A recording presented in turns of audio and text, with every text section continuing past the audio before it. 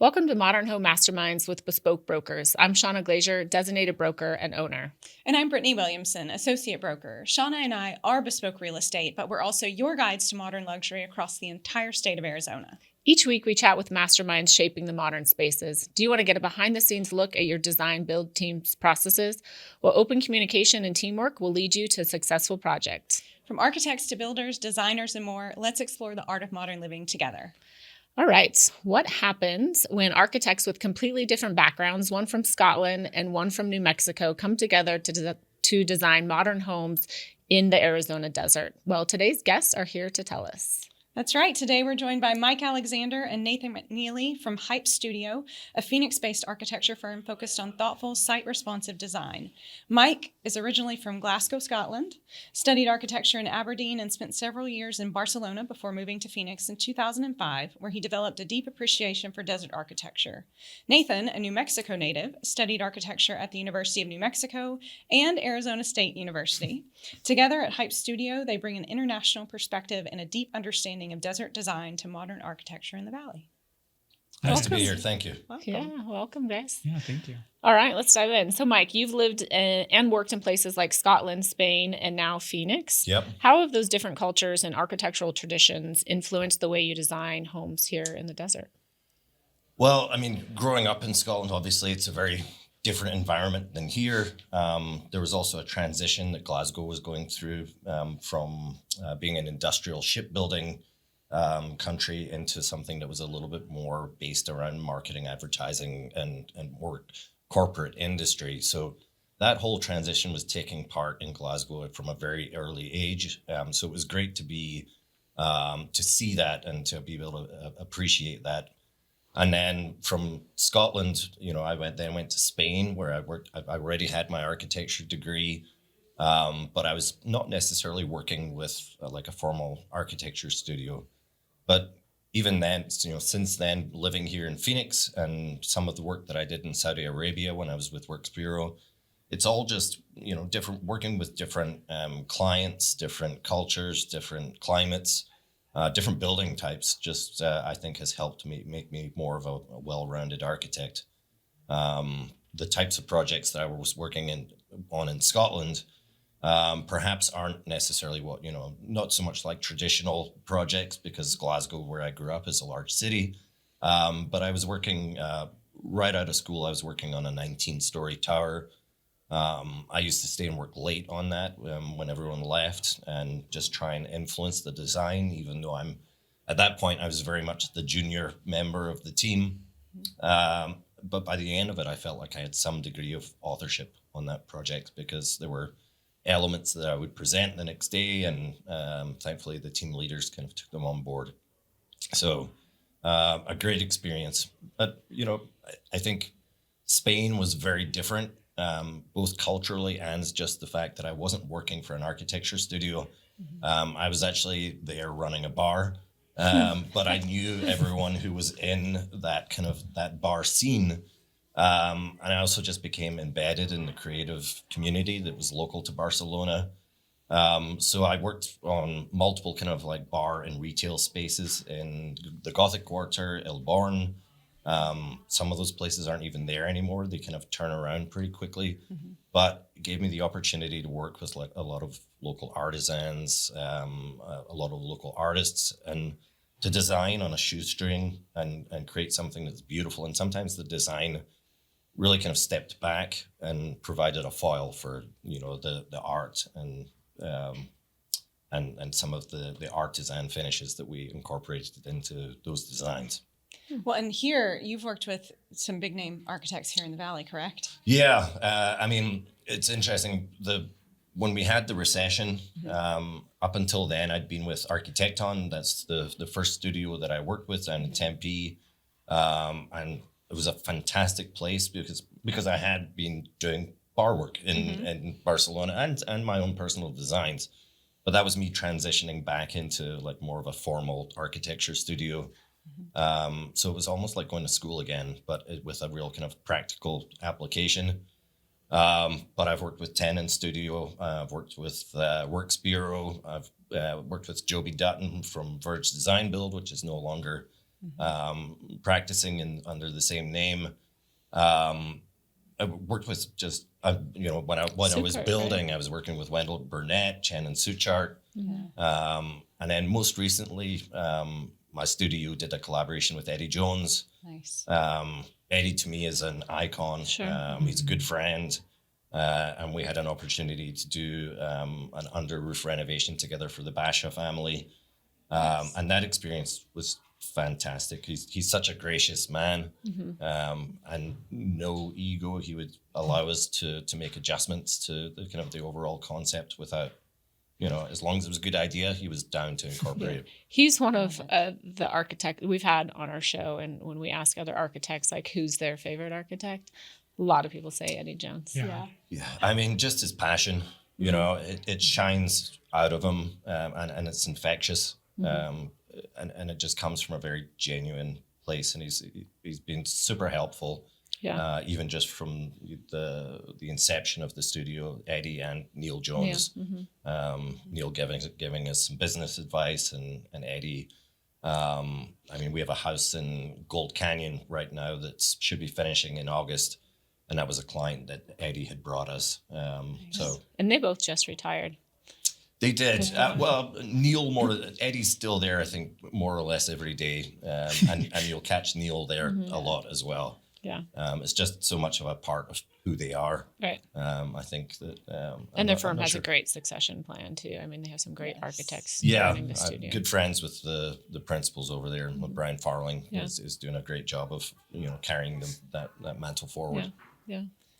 Well, let's talk about a little bit of your work in the desert. I know that your website mentions that you're very focused on site responsive design. So sure. What do you look for? And I know you're a desert native, essentially. So what do the two of you look for when you are starting to plan out a home, when you walk a site? Yeah, I mean, it's interesting. I think like early on, going back to university days, we talk about like critical regionalism and this idea of like a space belonging, and I think that's very important to the work that we do at the studio.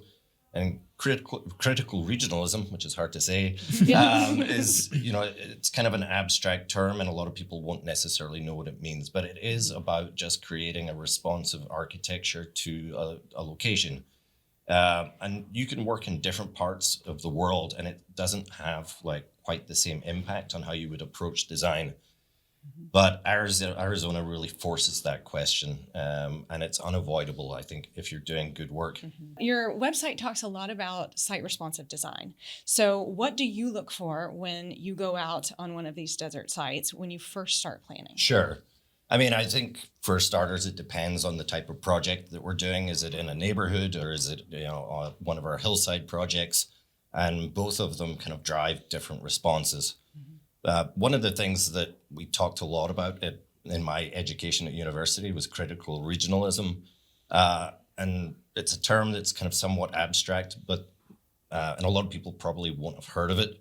But what it essentially means is just designing something that's appropriate for where it's going to be. We have here lots of climate conditions that we're reacting to primarily, and then also just those neighborhood conditions and those views, and how can we incorporate that into our design. And it's about creating something that's not necessarily local, but it's something that is responsive and performative. So that it works in the neighborhoods that we work in here. And it can have a multitude of styles associated with it. If you look at Wendell Burnett, for example, his work isn't necessarily built on like Southwest imagery, but it's responsive, and it sits on the site, and the materials are site responsive. And we try to follow along with those same guidelines. So it's not that we're working to a style. We use critical regionalism almost more like a filter. So when clients come to us with imagery, it's ever since Pinterest, we get these kind of vast boards of imagery, and they're often taken from places that are not Arizona, and come from different cultures and climates. So we use the idea of critical regionalism to filter those down. And we talk to clients early on about like, what is it within this imagery that you actually really like? And then we use that as a method of boiling it down to the feeling of those elements. And then we reinterpret those for the desert. And I feel like normally the elements that we reinvent and the elements that we really kind of nurture and change to be appropriate for this environment, and the ones that we maybe have to convince the clients of a little bit, those are the elements that ultimately become the points that our clients talk about with their friends, with their family. And it's also just part of that evolution, right? Because we've had the conversations. We started in one place and it's grown through a conversation. It's, that it's a two-way process. So I think that also gives some ownership and some authorship to the clients. But from a practical standpoint, when we get out to site, we're looking at where exactly we would think about situating the building, arrival sequence. I mean, 90% of people are coming home in Phoenix and they're arriving by garage and going into their home. So we want to make sure that the garage entrance has the same priority as the main entrance, because you'll have guests arriving for parties and things like that through the main entrance. So we quite often like to kind of make those side by side so that as you're coming in, for example, the view that you might get in an open plan with a hillside, you're getting that same view and you're not coming into like the little cubby space. And so we try and drive that. But that's awesome, because that's something that I think a lot of people plan these grand entrances for their guests, but you're the one coming home to it every day. They never get to so you should it. get to have that experience if you're the one that paid for it and that lives absolutely. there. Exactly. So I think that's smart. Cool. Yeah. I mean, it's funny because a lot of these rules we've evolved over the course of us as a studio, and we take what we've learned from one client and taking it on to another. Yeah, we had a client that was really particular about, they didn't even want a front door. They wanted to come in through the garage, and we had to put a front door. But we really were making those experiences really equal to each other. So yeah, that's something that we've definitely taken on other projects. Thank you for having just that realtors thought. back on that. Yes, of course. You have to have a front door. Yes. Yeah. If you ever want to I sell know it. it's on that particular house. It's still like somewhat hidden, but we also used that to create a courtyard space for them as they if they do come through that, so that they were much more concerned about the side of their home that faces Superstition Mountain versus the street side. They didn't want to spend the dollars there. And I think ultimately what we provided still has a great street presence, but it's just not as it's very understated. Yeah, and this really kind of feeds right into the next question, that many homes, modern homes, are like visually striking, but they're just not practical. So how do you balance like that bold design with like everyday functionality that your clients are needing? What's that balance like? Yeah, I don't think that they're necessarily at odds with each other. I think bold design and bold interiors are starting to like make a resurgence right now. We're seeing a lot more color and texture in our interiors, but just from a planning perspective, we sit down with our clients very early on, and we're not talking about architecture. We're not talking about style.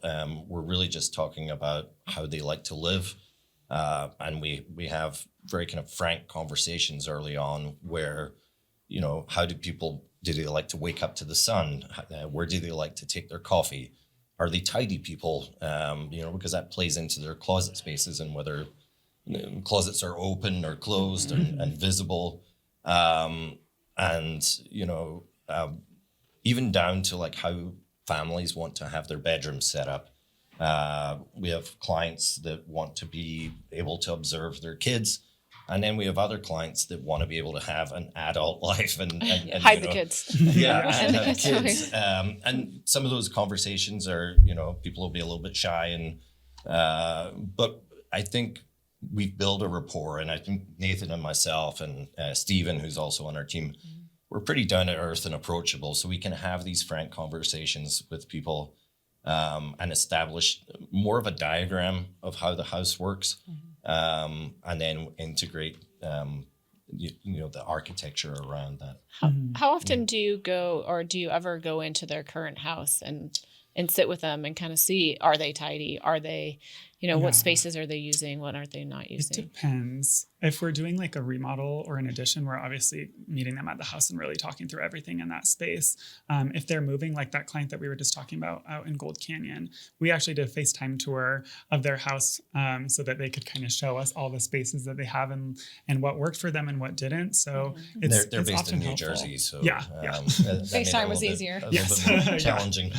We would have gone if they wanted, but yeah. And I think we had a project. Was there a project you want to walk through on this? Yeah. So a good example of kind of what Mike was talking about is this project. It's our Windsor Square project. It's a historic home that we did a full remodel and an addition on as well. And this is one of those clients that had a really active social life and loved to host. And so we really reconfigured the entire interior to create this really open living space that was not only physically or visually rather connected to the backyard, but also physically you can see this, I think it's a 25-foot sliding glass door that completely opens to the backyard. Yeah. And you can kind of see in the front of the house that it was built in the 50s. It's this very modernist international style. So as we started to work on the design, we really wanted to play into that and ended up kind of taking it to this mid-century Palm Springs resort vibe. Yeah, I'm feeling Palm Springs. Yeah. Sure. And I think it worked really well. The home was just on the Windsor Square home tour a few weekends ago. And it looks like the perfect place to have a party. Yes. that's exactly what it's designed for. Yeah, it was so cool. Mike and I were just posted up by the front door, and all the visitors were coming in and they're walking through this very historic frontage into this completely modernized space with this beautiful backyard that's really connected to. And I think it spoke to what can happen when you're really honoring the way that a client lives, but also respecting the home that you're working on for when we're doing remodels and additions as well. Yeah, I think we had roughly 1,500 people come through the house that day. Wow. And just literally jaws dropping as they came, because there's a slatted wood screen as you come into the entry, so you don't it's not like it's fully not visible. Obvious. Yeah. Okay. So as people came around that feature, they saw it in its entirety and literal jaw drops. And to be honest, for me, like, Nathan did a ton of work on this design, and just to see other people appreciating it and the pride that Nathan had in it was it was a treat. Yeah, it was really cool. Which you don't always get, right? If the clients don't allow the tours or you to get to see the end product with its with all the furniture and all the finishes done. Is that a terrazzo tile you have on the floor? That's cool. It's beautiful. Yeah, and we have another home tour in Tempe this coming weekend as well. So hopefully it's equally well attended, because it's really nice. Just some of my Civic work, I got to see the user groups finally coming in, and it was very special there. But in this environment, obviously, seeing how the families enjoy the spaces is really the critical, most important element. Yeah. But then just seeing how other people who are quite often, a lot of the people that are coming on these home tours, they're looking for inspiration. Yeah. And I felt we gave them provided plenty of it that. for sure. Well, speaking of Civic, projects that you've done a lot of Civic projects, but you've also done a lot of custom homes. What keeps you coming back to that residential side? Yeah, I mean, I think the larger Civic side of things was very much earlier in my career when I was working with Architecton, and they were great projects to work on. We did a lot of educational buildings. I worked on a lot of public safety facilities and courts. So a broad spectrum of user groups. And I think that was one of the things I really enjoy about that, was working with these large user groups that then kind of slowly filtered down to the decision makers. And then seeing the information that we had received being translated into a final product, and them telling us that it worked. They'd gone from this aged, space that no longer functioned with modernity and the way that business works now into this new space, and it just resonated with them. I did a recreation center for GCU. It was like a practice basketball facility with gyms and various other elements. But we were there the first day the kids came in to play basketball, and they were just blown away. They were so excited, and we were able to watch it because there was a running track up above the basketball court. Cool. And just to see these kids like really kind of enjoying this space that they might never have had anything like that before, brought a tear to my eyes, quite honestly. It was really nice. But I think the difference with residential architecture is that our user group is normally a couple or a family, and the architecture that we're designing is for a lifestyle. We're creating something where people will wake up every morning, go to bed every night.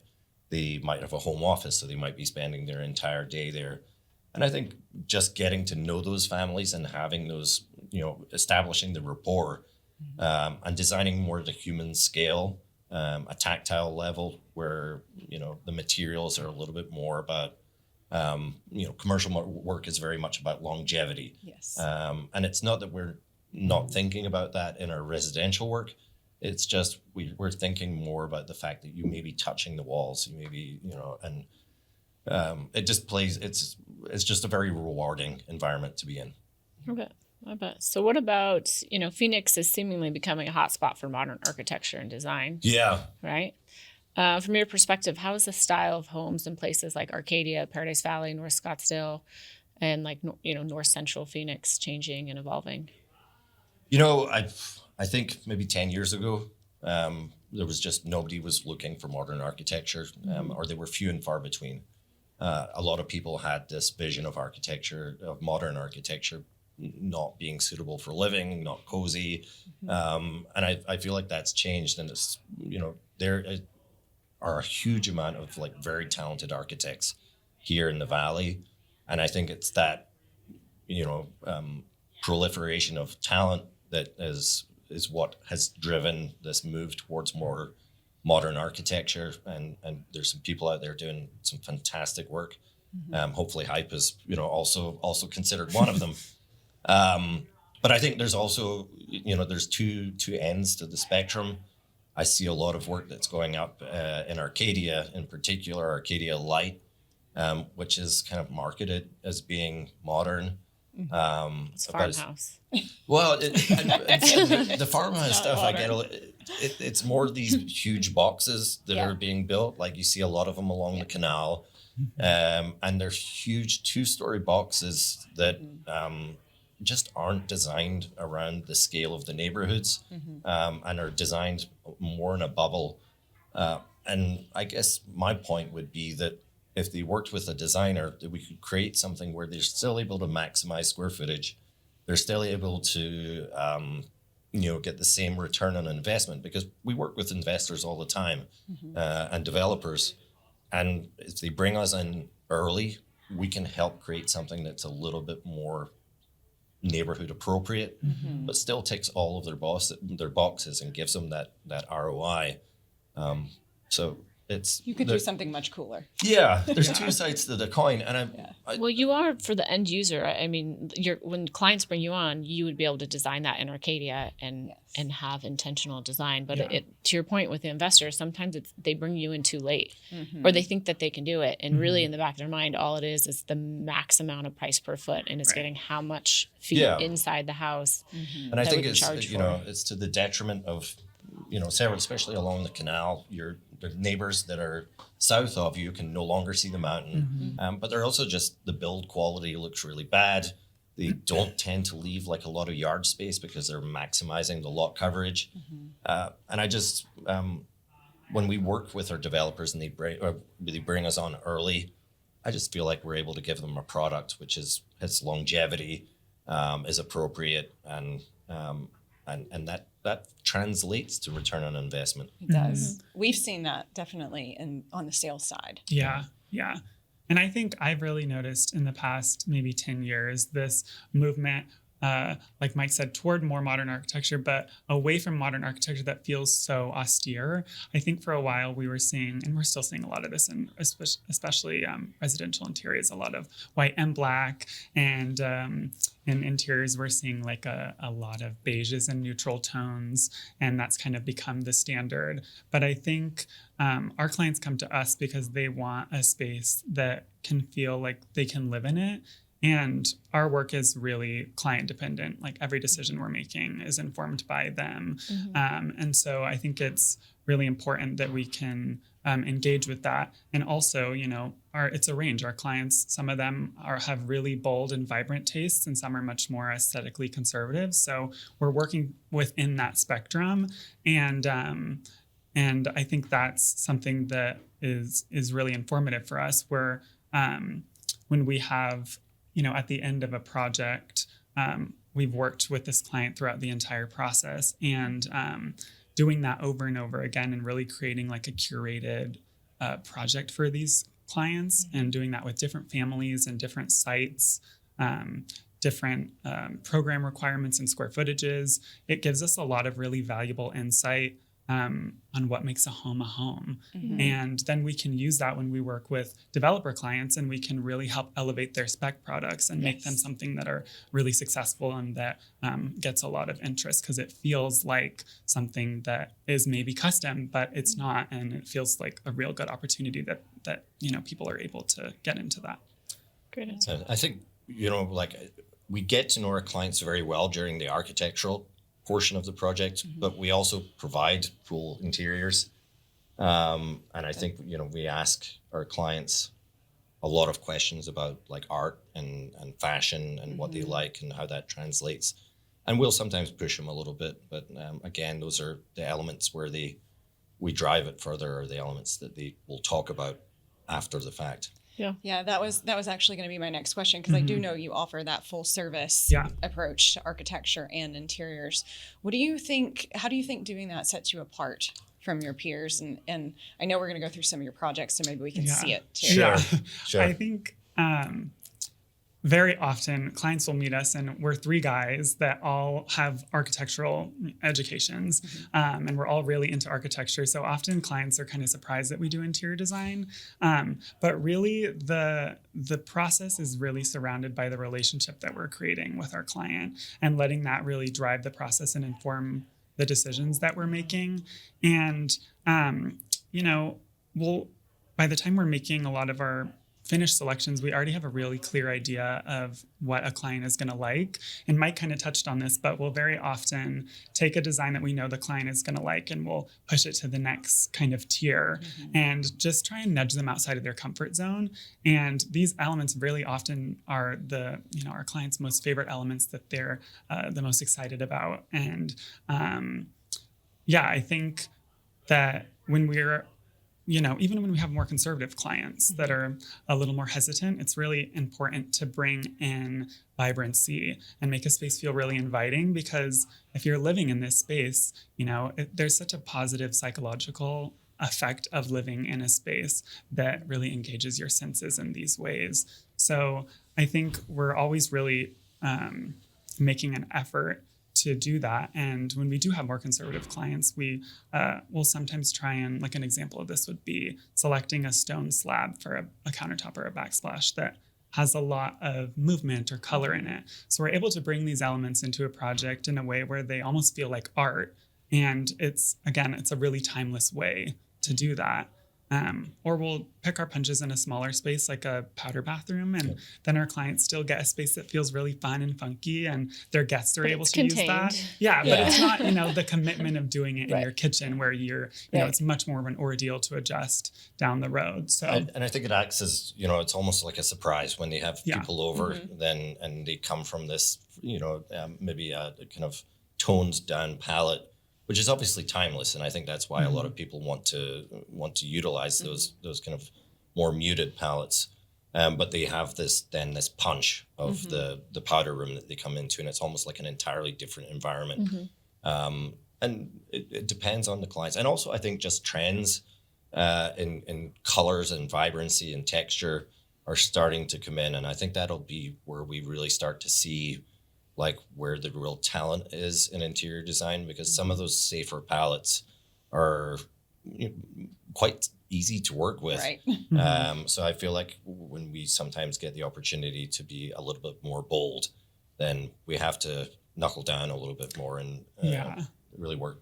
I think when a client has a more bold preference, that's when it's even more important that they're utilizing our interior design capabilities, because anyone that's done this will know that there's so many decisions that have to be made, and it can be really overwhelming for a client. And there's so many different materials that we're always making sure work really harmoniously with each other. But we're also trying to create a balance between a space that feels really customized and personal to the client, but can also grow with them, and they're going to still be happy with it 5 to 10 years down the road. And Nathan's fantastic. I have Nathan and Steven on my team. And both of them, I'm very lucky to have these younger guys who are incredibly diligent and also super talented. I mean, I don't see the point in hiring someone that, I want them to be more talented than I am. And I'm very lucky, but Nathan does a lot of our interiors and knows all the products. So quite often when I sit down with Nathan to talk about interiors, I'll have a very broad brushstroke kind of idea of how I want it to feel. And from clients with with conversations with the clients, but then also our internal conversations, and I can give Nathan the most broad brushstrokes of an idea, and then we'll sit down 3 days later and he's just blowing it out. Yeah, He's got the details. I love planned it. out. I love the synergy you guys have. Kind of reminds me of how we work. Yes, definitely. We're Hype Studio, so Shawna gives me bullet points. I make flowers. Yeah, There we go. we have a love of what we do, and I think the team that we have in the studio is very symbiotic. We all kind of feed off each other and have different strengths. So you can feel that. It works very well. I'm lucky.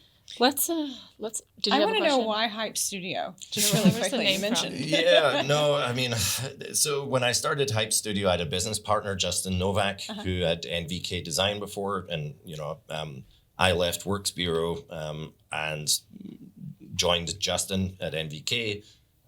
We were both co-owners, so we rebranded to Hype Studio, and it went back and forth, and it's tough naming an architecture studio. We didn't want to call it Alexander Novak. We sound like a lawyer.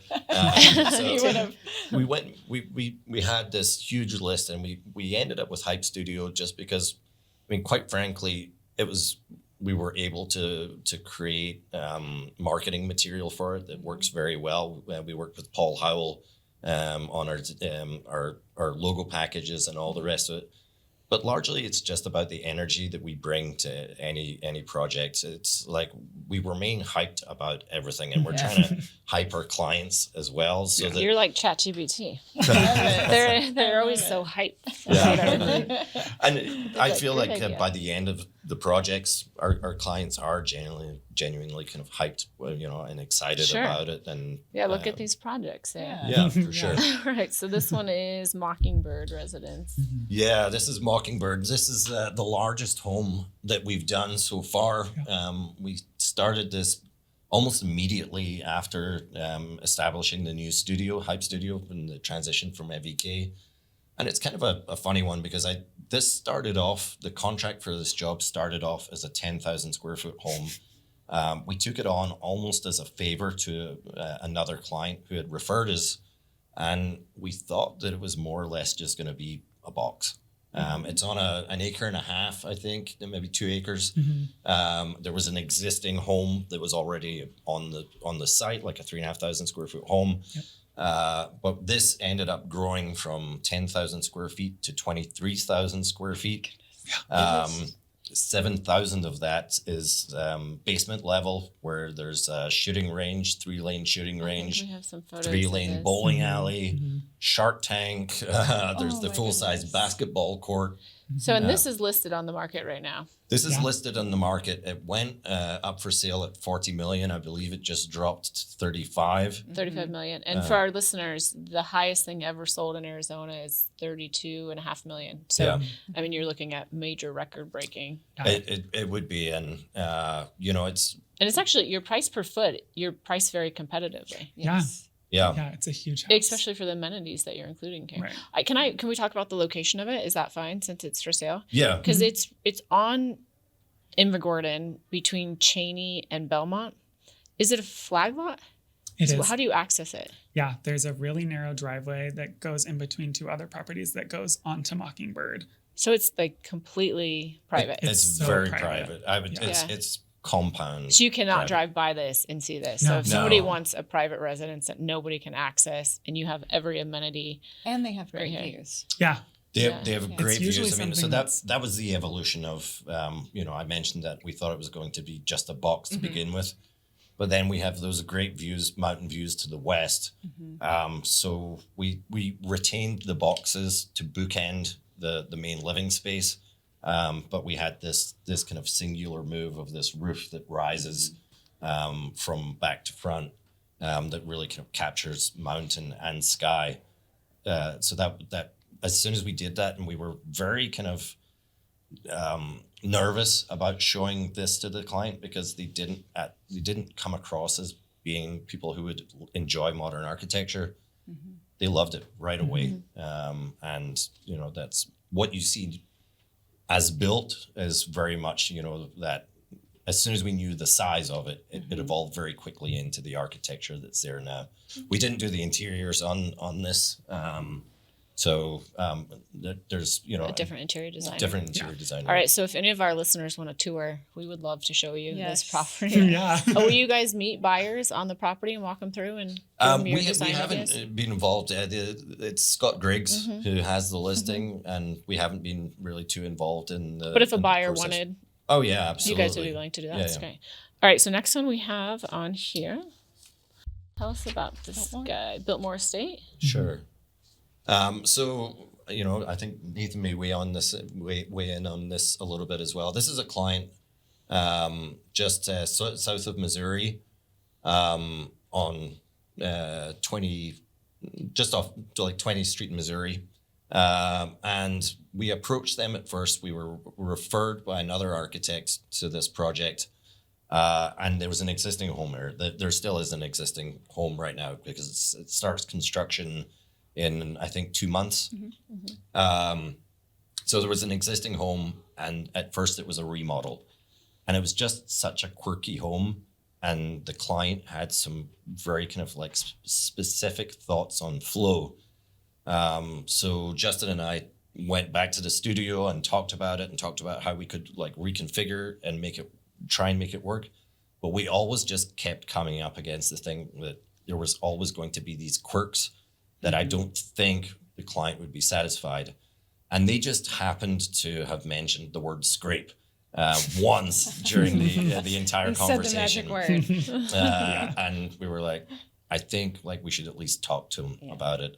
And as soon as we brought it up, they really kind of jumped on board with the idea. I think they knew in themselves that was the response. And they'd already had one plan drawn up for the renovation by another architect, and it just wasn't going to work.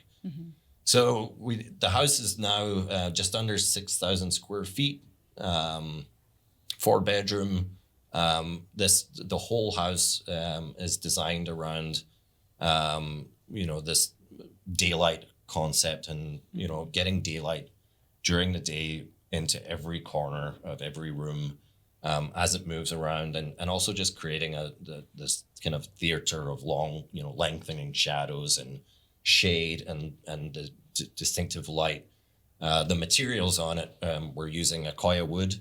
Accoya wood. So Accoya is it's a wood where they take the moisture out of the wood, and then it goes through inject. It's called acetylization, I believe, and it's almost like a resin that gets injected into the wood, and it makes it. It's got like a 50-year warranty on it, wow. So you can use it vertically here in Arizona. I've used it in Is that Saudi, on the and it's siding even more here? intense there. Yeah. That's Oh, the wow. siding. So the siding, we kind of used like a positive negative on the siding here. We have the Accoya wood that you see on the right here And it for the looks like garage and on cast the in face, place. and then Yeah. it's cast in Yeah, place this is board cool. form concrete. So Yeah. they'll be built with that same, the same board sizing, So there'll be interactions between is cool. what's Yeah. wood and then what becomes And then you the bring formwork. those same materials inside. Yeah. We have this one hallway that runs essentially, it's like a spine through the whole house. And there's this cast in place wall. You can see part of it, I think, in the last image that runs through the whole house. Yep. And we have this massive skylight. Is this like plaster or what are we? Yeah. It's a plaster that goes up into this really huge skylight that can really wash all of these different textures that we have with a lot of light. It's a spot that we talked to the client about putting some art pieces because it's a really wide hallway. It almost becomes like a gallery space for them. And we always ask our clients to inventory the art that they have so that we can find specific places for it. If it's a piece that they love and they're going to hold on to it, we want to make sure that we're designing for that art. So this space with the natural daylight and also with integrated artificial lighting becomes this huge kind of like gallery space. This one looks really special. I'm excited to see that one. I'm so the excited. materials. We actually finished it some time ago, and the client sat on it for a while, and it's just in the last month or two that they've started reaching out again, and they have a general contractor on board that they're going to move forward with. That's great. Congrats. Yeah, we're excited. And I love this one because it kind of straddles a little bit traditional and modern, and it creates a space which is a home.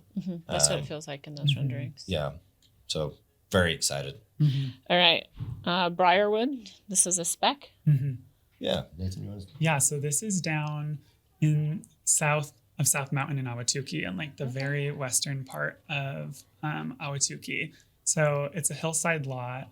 That Very has flat hillside lot, but hillside. Yeah, it's fairly Like it's fairly Tapestry flat. Canyon, or is it past 17th? Like Pecos and 17th Ave? Yeah, it's Like at the very end. it's like it's literally the last development west on South Mountain. Okay.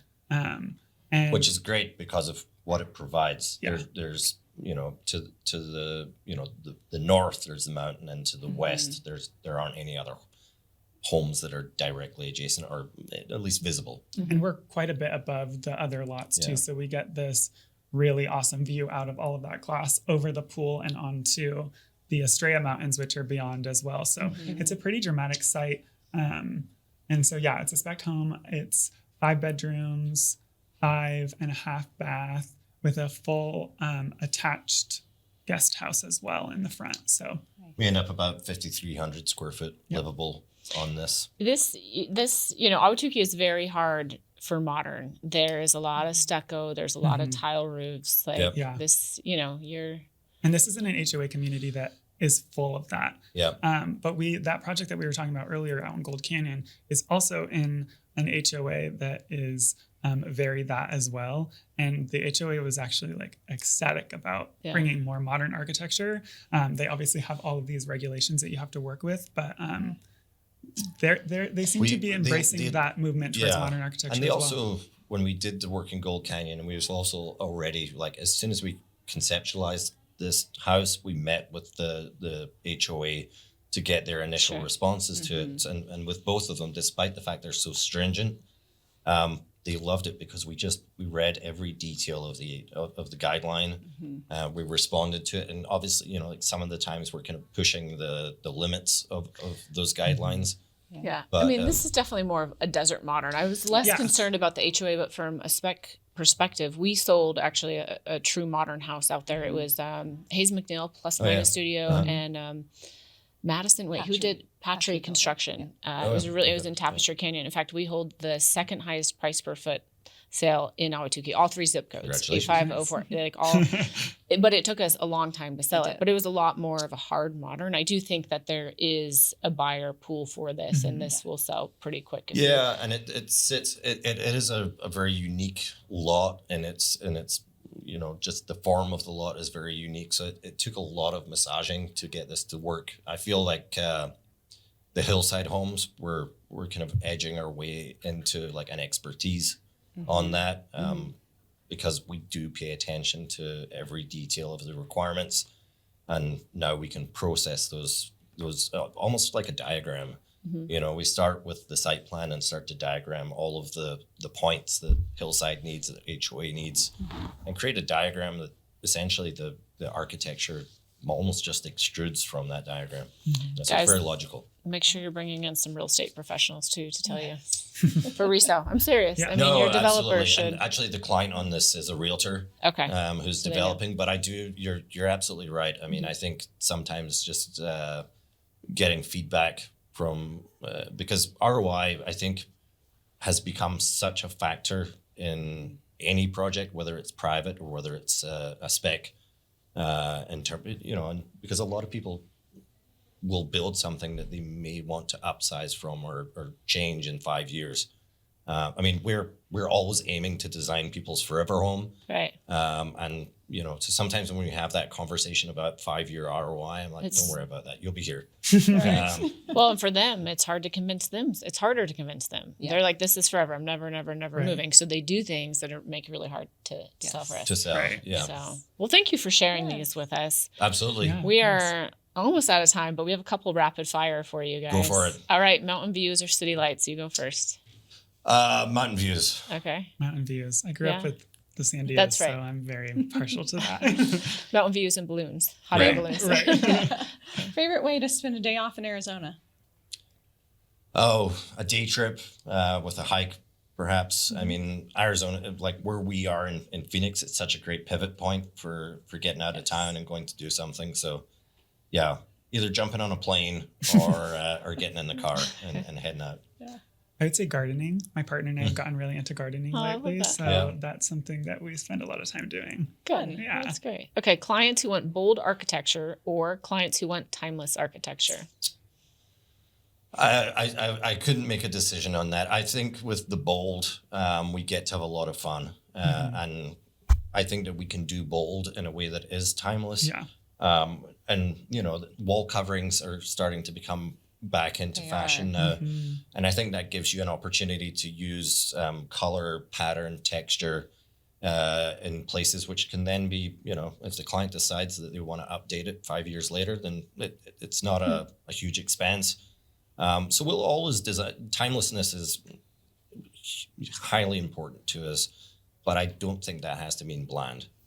Yeah. I would have said basically the same thing. But Okay. both, I think Yeah. there's a way to do something bold in a timeless way. Yeah. Yep. And also I think, soft furnishings or, make everything a little bit more malleable so you can give something that's a little bit more understated as an interior, but then work with your clients to talk about and we don't necessarily do soft furnishings as a design studio, but we'll advise them in terms of how it could be furnished in order to make that kind of slightly more understated design really pop. Okay. Sketching by hand or modeling with software? Software. So sketching by Says hand. the young guy. Oh, yeah. We talk about this all Says the the old time. guy. Sketching by hand, I think always to begin with, but I also Yeah. have encouraged Nathan and Stephen to sketch more at the beginning, and I think they do it just to keep me happy. But I think that there's a way that a design evolves by sketch that just can't be replicated. One word that describes your design philosophy. Holistic. I was going to say curated. Yeah. Like Love it. Yeah. Both of those Great. are great. Yeah. Well, Mike and Nathan, thank you so much for joining us. We are going to link all of your contact information in our show notes, but if Thank you you. wouldn't mind telling our listeners where they can find you. They can get a hold of us at hello@hypestudio.design or through me. My number is 602-321-9080. And we have our website, which is hypestudio.design. And our Instagram. And Oh, it's- and our Instagram. Hype underscore projects. Yeah, the Instagram, unfortunately, was a little bit more of a challenge. So we're hype__ projects. Got it. Yeah. Got it. This is such a treat getting to know you guys a little more. Thanks for Yeah, being you on. too. Thank you. Thank guys you so for having much. us. All right. That's It's it a for lot of fun.